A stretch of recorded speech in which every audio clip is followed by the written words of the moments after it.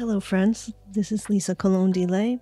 You're listening to the Spark My Muse podcast, and you're listening to Soul School Lesson 325, Expectation as Patience. Recently, I was away for just a few days in Delaware near Bethany Beach, and I got a chance to go to a very lovely used bookstore, and I found this little treasure there. It's a book originally published in 1974. Its 12th printing was in 1984, and it is called Out of Solitude, 3 Meditations on the Christian Life by Henri Nouwen. It's sort of set up like an art book. It's square. It has some photos in it, some black and white photos, and wide margins. It's a delightful little book that I hadn't come across before, and I thought I'd read a section to you. I think you'll really enjoy it. Henri Nouwen has a way of cutting through all sorts of stuff to get to the heart of things in a way that really cares for our souls, and I think that happens here. I hope you'll enjoy this short reading and reflection. It's on page 55, and here we go. Expectation as patience. The mother of expectation is patience. The French author Simone Weil writes in her notebooks, "Waiting patiently in expectation is the foundation of the spiritual life. Without patience, our expectation degenerates into wishful thinking. Patience comes from the word patior, which means to suffer. The first thing that Jesus promises is suffering. Quote, I tell you, you will be weeping and wailing, and you will be sorrowful. But he calls these pains birth pains, and so what seems a hindrance becomes a way. What seems an obstacle becomes a door. What seems a misfit becomes a cornerstone. Jesus changes our history from a random series of sad incidents and accidents into a constant opportunity for a change of heart.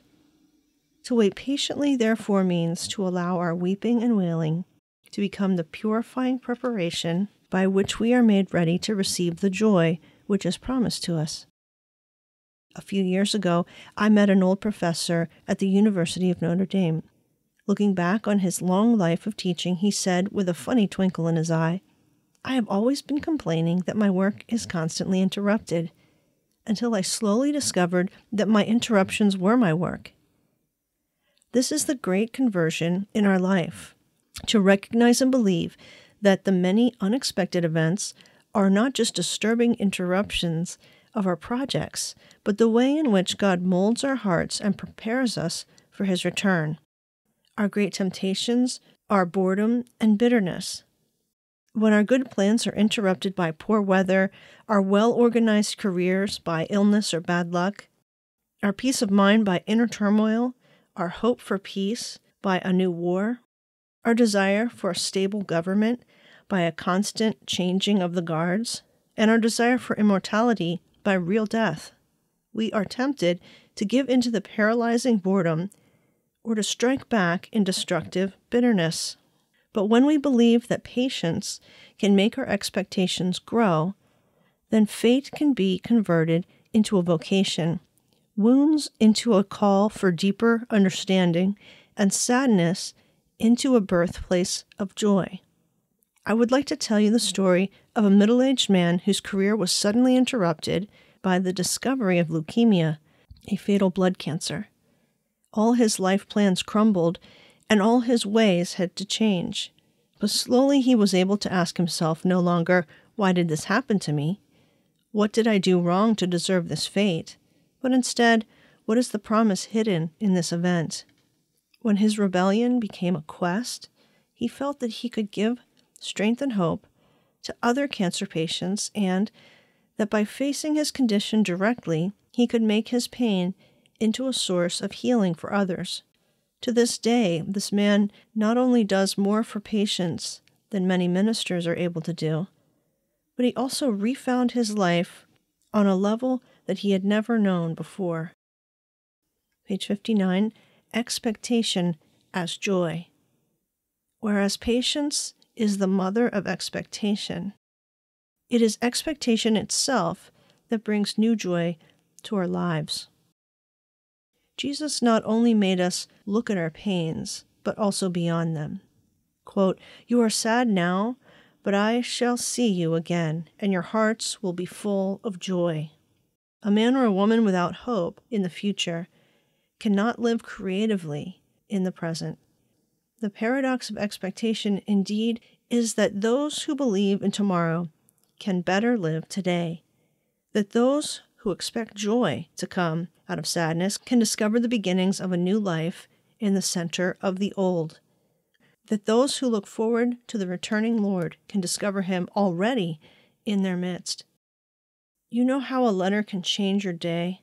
When you watch people in front of the wall of mailboxes, you can see how a small piece of paper can change the expression on a face, can make a curved back straight, a sullen mouth whistle again.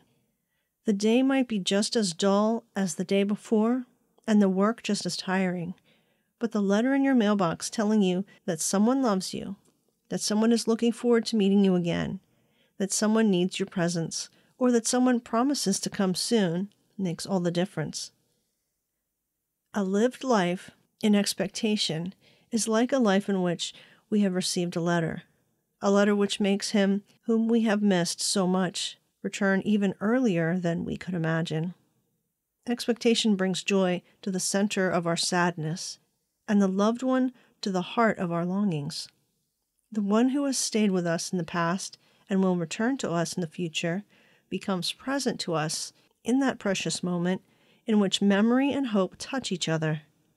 At that moment, we can realize that we can only expect someone because he has already touched us.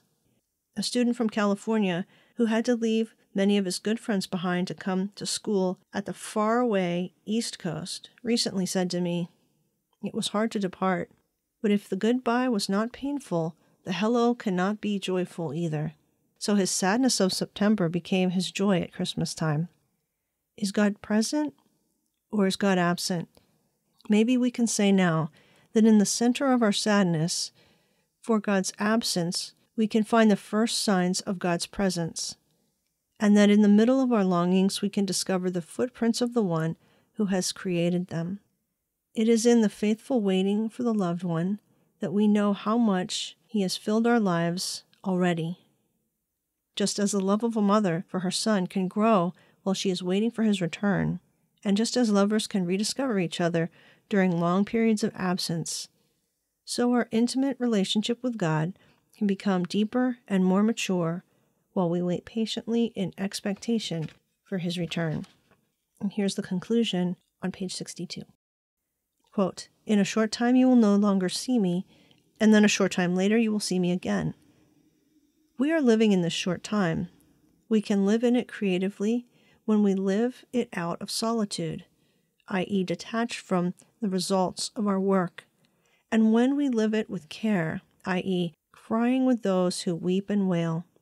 It is the expectation of God's return which molds our solitude and care into a preparation for the day of great joy. It is what we express when we take bread and wine in thanksgiving.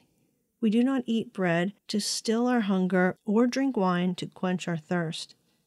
We just eat a little bit of bread and drink a little bit of wine, in realization that God's presence is the presence of the one who came, but is still to come, who touched our hearts, but has not yet taken all our sadness away. And so when we share some bread and some wine together, we do this not as people who have arrived, but as men and women who can support each other in patient expectation until we see him again.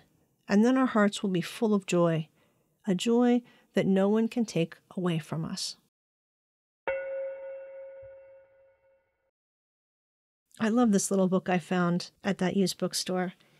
It is so old that it speaks of Henri Nouwen as still teaching as a professor at Yale Divinity School. On the back matter it says, Henri Nouwen is presently associate pastor in pastoral theology at Yale Divinity School. A native of Holland, he was ordained in the priesthood in 1957. He studied psychology at the University of Nijmegen and was a fellow at the program for psychiatry and religion at Menninger Foundation. He has been a visiting professor in psychology at the University of Notre Dame. Father Nouwen's books include Intimacy, creative ministry, with open hands, the wounded healer, and pray to live. And this book was originally $1.95 when it was published in 1974. It's a little delight I found, and I'm so glad I did. Of course, you can find many of Henri Nouwen's works when you do a search for him. I will include some of those things in the show notes for this episode. Thank you for joining me today. I hope that your expectation will be deeply connected with joy. Until we meet again, blessings to you.